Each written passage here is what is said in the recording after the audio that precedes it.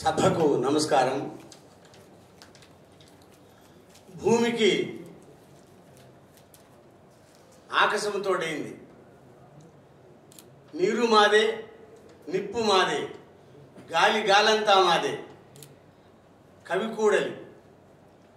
కవికూడలికి కూడలి చెట్టు తోడైంది. తెలంగాణ రచయితల సంఘం జంట నగరాల శాఖ, ఆకాశం ఆసిఫాబాద్ కౌల సంఘం మరియు తెలంగాణ భాషా సంస్కృతి శాఖ సంయుక్త ఆధ్వర్యంలో జరుగుతున్న నల్లగొండ రమేష్ రాసిన కవితా సంపుటి కూడలి చెట్టు ఆవిష్కరణ సభకు విచ్చేసిన మీరందరికీ వేదిక అలంకరించిన పెద్దలందరికీ నమస్కారం తెలుపుకుంటూ, మా నాన్న నాకు స్వేచ్ఛనిస్తే శివారెడ్డి గారు ధైర్యం ఇచ్చారు.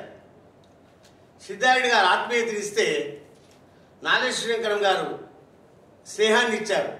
వాళ్ళందరూ వేదిక మీద ఉన్నారు. నిజానికి మా నాన్న స్వేచ్ఛ ఇవ్వకపోతే నేను ఈ రవీంద్ర భారతిలో ఇప్పుడు మీ ముందు ఉండేవాడిని కాదు. ఇంకేం కావాలి కవిత్వం రాయడానికి? నాకు ఈ నలుగురు నాకు తోడైండ్రు. జంట నగరాల బండిని లాక్కెళ్తున్నాం. మా పిల్లలు కూడా సంపత్ కుమార్, నేను వలపట దాపట ఆ బండి మీద ఒక్కొక్కరు ఎక్కించుకుంటూ లాక్కెళ్తున్నాం. ఈ బండి మీద మా నల్గొండ రమేష్ గారిని తీసుకెళ్తున్నాము. ఇప్పుడు మీ ముందు ఆ పుస్తకం ఆవిష్కరణ జరగబోతుంది.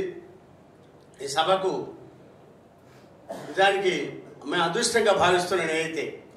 ఎందుకంటే ఇంత పెద్ద సభలో, ఇది పెద్ద సభ, మామూలు సభ కాదు. శివారెడ్డి గారు ఎక్కడ 1974లో మా దివిటి పుస్తకానికి ఆవిష్కరణ వచ్చారు. అదే మేము నంది సిద్ధారెడ్డి ఇద్దరము దివిటిలో అది వాళ్ళిద్దరి మధ్యలో నేను అధ్యక్షత వహించడం నాకు చాలా అదృష్టంగా భావిస్తున్నా. ఇటువంటి సన్నివేశం చాలా గొప్పగా మా ఆత్మీయ మిత్రుడు, బాల్యమిత్రుడు అని అందరూ అంటున్నారు నాలుగు శంకరం గారు కూడా ఉండడం ఈ సభలో. మా ఇప్పుడు జంట నగరాల శాఖ సంబంధించిన సంపత్తు కుడి ఎడమలు అని అంటుంటారు మేమిద్దరం ఈ సంఘానికి. ఆయన ఉండడం కూడా, తర్వాత మా నల్గొండ రమేష్ నిజానికి తను ఆసిఫాబాద్లో పెడదామనుకున్నాడు. ఎందుకో నేను సార్ హైదరాబాద్లో పెడుతున్నా అని అన్నాడు. ఇంత గొప్ప సన్నివేశం ఉండడం చాలా అరుదైన విషయము.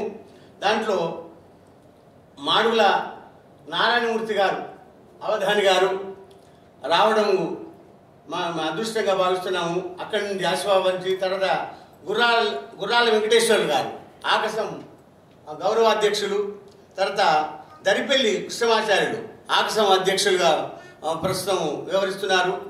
ఇక మా ఉదార నారాయణ గారు తెలుసు, మేము మొన్ననే తాజ్మహల్ హోటల్లో సారు ముందు మాట రాసిన తర్వాత పుస్తకం ఆవిష్కరణ ఏదో కొద్ది మంది ముందంటే ఎంత మురిసిపోయారంటే ఆశ్చర్యం. అది అంటే శివారెడ్డి గారు ఆవిష్కరించిన సభల్లో ఒక 5 మంది పాల్గొన్నా కానీ అది అంత ఒక పెద్ద సభ అయిపోతుంది ఇప్పుడు. కానీ మన నల్గొండ రమేష్ గారి వాళ్ళ బ్రదర్ తిరుపతి గారు కూడా సభకు రావడము మా అదృష్టంగా భావిస్తున్నాను. తర్వాత మన నల్గొండ రమేష్ గారికి కూడా హృదయపూర్వకంగా ఆహ్వానిస్తూ చిన్న ఒక్కొక్కరిగా చిరు పరిచయము. గుర్రాల వెంకటేశ్వర్లు గారు జగిత్యాల జిల్లా మెట్పల్లిలో అనసూయ రామచంద్రం అనే వాళ్ళ తల్లిదండ్రులకు జన్మించారు. కలం పేరు జీవి. ఆదిలాబాద్ గిరిజన సంక్షేమ శాఖలో 36 సంవత్సరాలు పనిచేశారు ఉపాధ్యాయునిగా. ఆకాశం అధ్యక్షులుగా ప్రస్తుతం గౌరవాధ్యక్షులు.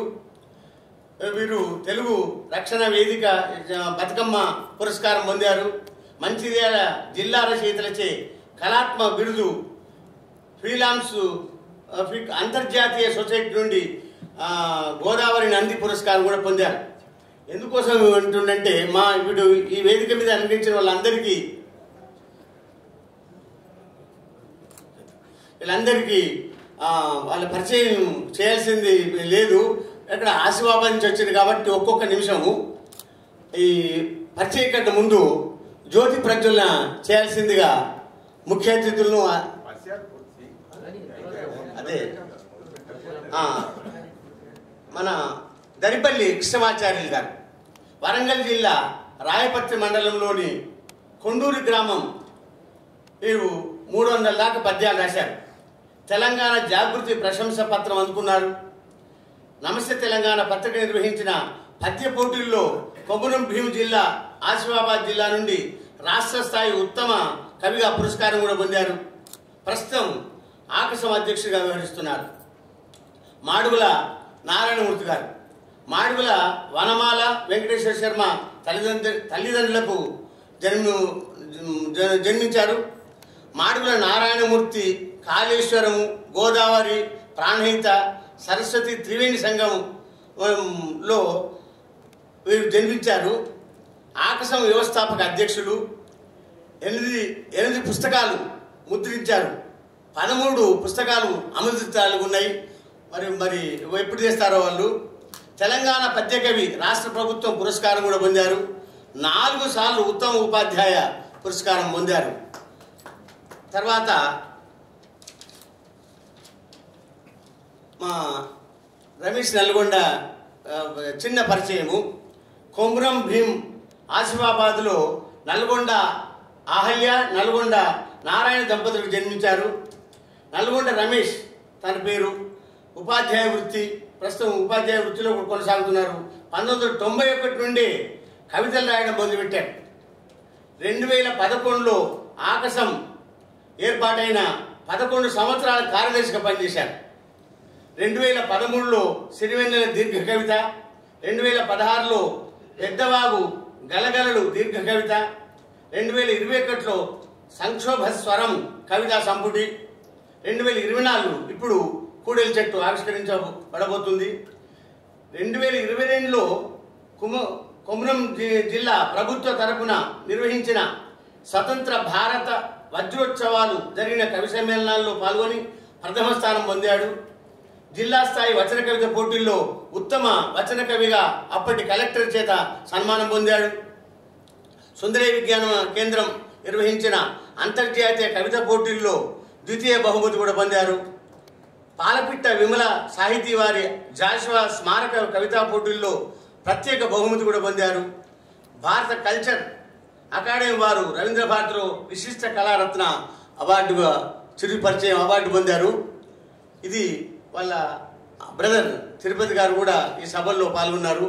వారి ఆ బ్రదర్ ద్వారానే తను చెప్పుకుంటాడు. నేను కవిగా వాళ్ళ అమ్మ నాన్న గురించి కూడా చెప్పాడు. అది చిరు పరిచయంగా నేను చెప్పాను. ఇప్పుడు ప్రస్తుతం జ్యోతి ప్రకాశం చేయాల్సిందిగా మా శివారెడ్డి గారిని